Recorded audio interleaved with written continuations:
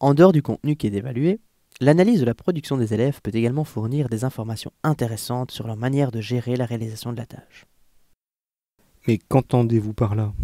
Eh bien, Musial, Prader et Tricot ont établi une liste des principaux diagnostics qui peuvent être inférés à partir du processus d'évaluation. Si on fait référence à la première situation représentée par le cercle rouge, l'élève ne peut pas avoir la connaissance nécessaire pour réaliser la tâche. Il ne sait pas comment faire. L'identification de la connaissance nécessaire ne change rien. Il a besoin de développer cette compétence de manière spécifique. Dans le cercle bleu, on peut voir une deuxième situation qui est liée au fait que l'apprenant ne sait pas quelle connaissance mobiliser pour résoudre le problème proposé. Il est en difficulté pour transférer et il lui manque probablement des exemples concrets pour savoir quand il doit exercer cette compétence.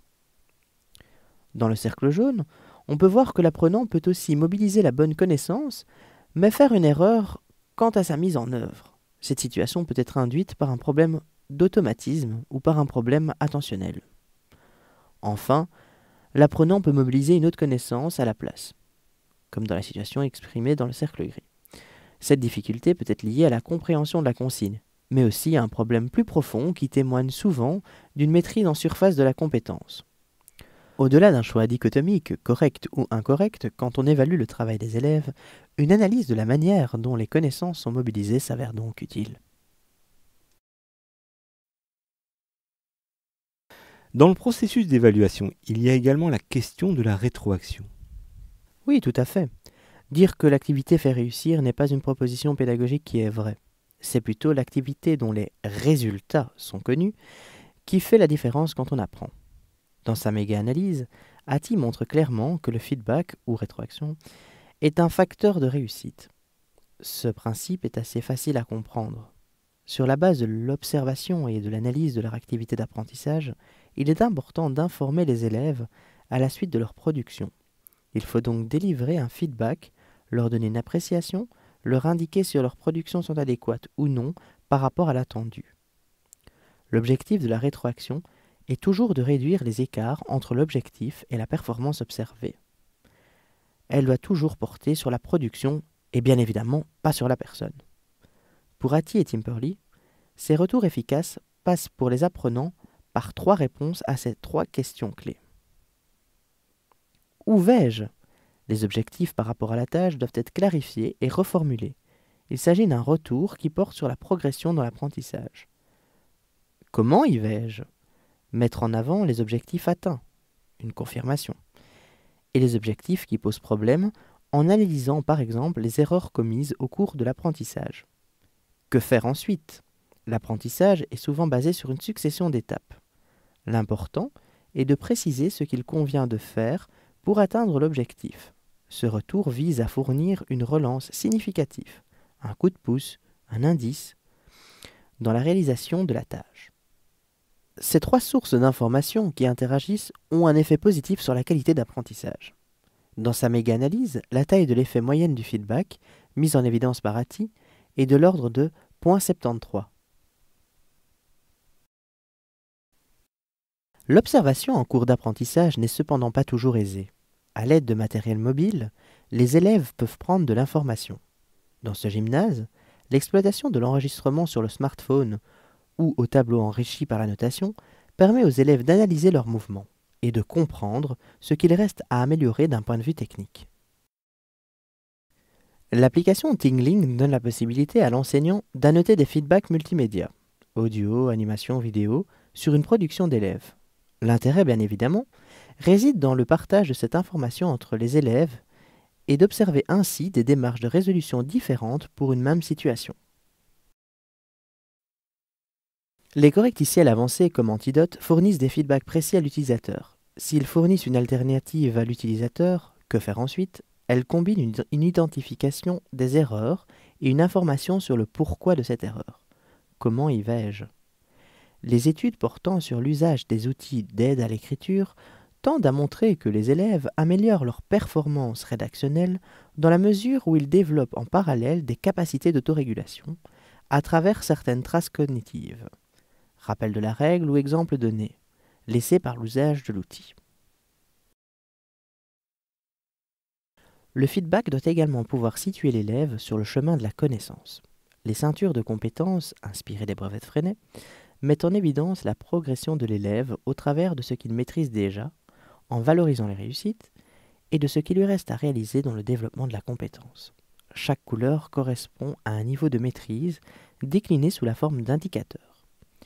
Les illustrations proposées à l'écran proviennent du travail de François Lamoureux. On peut observer que ce système intègre également la mise en œuvre de systèmes d'entraide entre les élèves en permettant à ceux-ci de prendre également le rôle de tuteur dans le domaine.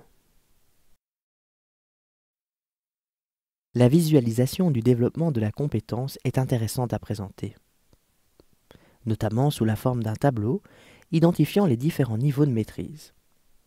Elle aide l'apprenant à mieux se situer et à mieux cibler ensuite les efforts nécessaires à fournir. Cette démarche a particulièrement du sens dans une approche par compétences où l'apprenant mobilise les savoirs, savoir-faire et savoirs conditionnels dans différentes situations. Il développe progressivement la compétence en l'exerçant dans différents contextes et dans différentes conditions. Et a-t-on des données concernant l'efficacité du type de feedback ? Au niveau de l'impact des types de feedback, Hattie et Timperley montrent que la rétroaction basée sur des informations par rapport à ce qu'il faut faire, ensuite qui passe par la relance au travers d'indices, a des effets positifs importants avec une taille d'effet de 1.1. Ce coup de pouce peut être par exemple un rappel de la technique à utiliser. Il est également intéressant d'observer que la focalisation sur la réussite lors d'une communication relative à « comment y vais-je » a un impact plus élevé sur l'apprentissage qu'une centration uniquement basée sur les erreurs. Le degré d'efficacité du feedback centré sur la qualité, 0.95 de taille d'effet, est près de 3 fois supérieur à celui du feedback centré sur les erreurs, 0.37 de taille d'effet. Noterons aussi que l'utilisation d'outils comme les feedbacks multimédia ou informatisés, ainsi qu'un retour sur les objectifs et l'apport des pairs, comme les exemples découverts précédemment, sont des démarches bénéfiques pour les élèves lors d'une rétroaction. Et quel délai doit-on prévoir pour les rétroactions ? Un bon nombre de travaux se sont intéressés au délai de réponse.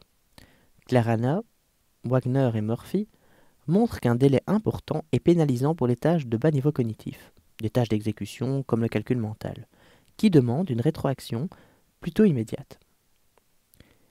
Il ne l'est pas pour des tâches qui demandent de l'élaboration de la part de l'apprenant, par exemple, rédiger une synthèse. Ces auteurs estiment que les tâches les plus difficiles induisent des niveaux de traitement de l'information plus importants et que dans ce cas, le délai peut être plus long. Voilà, en jouant sur différents leviers complémentaires, le moment, les acteurs, les outils, nous avons essayé de montrer que l'évaluation peut être constructive dans bien des situations de formation pour les apprenants. Comme le montre Hattie dans ses travaux, l'important est probablement d'avoir conscience qu'il s'agit de la dimension pédagogique qui entraîne le plus d'effets positifs sur l'apprentissage. En renonçant à l'évaluation comme moyen de pression et de sanction, l'enseignant, qui s'appuie sur l'évaluation comme outil d'amélioration, peut agir sur la motivation de l'élève, à s'engager dans l'apprentissage et à l'orienter ainsi vers des buts de maîtrise. Une évaluation au bénéfice de l'élève, mais aussi de l'enseignant, qui peut se remettre en question et proposer d'autres démarches pour favoriser la réussite des élèves dont il a la responsabilité. Dans cet exemple, nous voyons que l'enseignant met en évidence des graphies correctes. Il adopte une attitude constructive et valorisante qui aura des effets clairement positifs en renforçant les qualités du travail réalisé.